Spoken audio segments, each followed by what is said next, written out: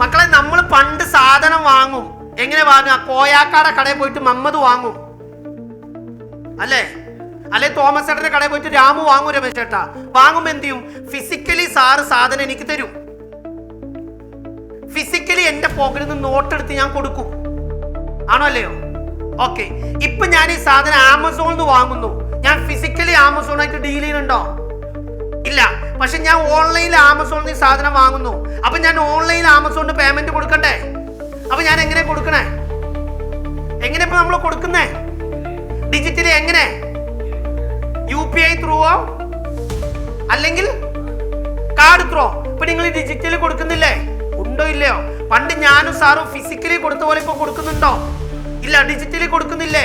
അപ്പൊ വെബ് 2ന്റെ കാലഘട്ടത്തിൽ നമ്മൾ ഫിനാൻഷ്യൽ ട്രാൻസാക്ഷൻ നടത്തിയിരുന്നു. എങ്ങനെ? UPI പോലത്തെ സാധനങ്ങൾ ഉപയോഗിച്ചാണോ അല്ലയോ? ഇപ്പോഴും നമ്മൾ നടത്തുന്നുണ്ടോ? ഉണ്ട്. അങ്ങനെ വെബ് 3യുടെ അപ്ലിക്കേഷൻ വന്നു. ഇന്ന് വെബ് 2 ഉള്ള സ്ഥലത്തെല്ലാം നാളെ വെബ് 3 റീപ്ലേസ് ചെയ്തു. നിങ്ങൾ വിചാരിക്കുന്ന പോലെയല്ല. ഫിനാൻസിൽ, സപ്ലൈ ചെയിൻ മാനേജ്മെന്റിൽ, സ്റ്റോക്ക് റെക്കോർഡിംഗിൽ, ഹെൽത്ത് കെയറിൽ എല്ലാ സ്ഥലത്തും ബ്ലോക്ക് ചെയിൻ അപ്ലിക്കബിൾ ആണ്. ഈ സ്ഥലങ്ങളെല്ലാം ബ്ലോക്ക് ചെയിൻ അപ്ലിക്കബിൾ ആയാൽ ഇന്ന് നമ്മൾ ഗൂഗിൾ പേ ഉപയോഗിക്കുന്ന പകരം വെബ് 3 ടെക്നോളജി യൂസ് ചെയ്യുമ്പോൾ അവിടെ കൊടുക്കാൻ ഒരു മോഡ് ഓഫ് ട്രാൻസാക്ഷൻ ഫിനാൻഷ്യൽ സാധനം വേണ്ടേ? അതെന്തായിരിക്കും? അതായിരിക്കും ക്രിപ്റ്റോ കറൻസി.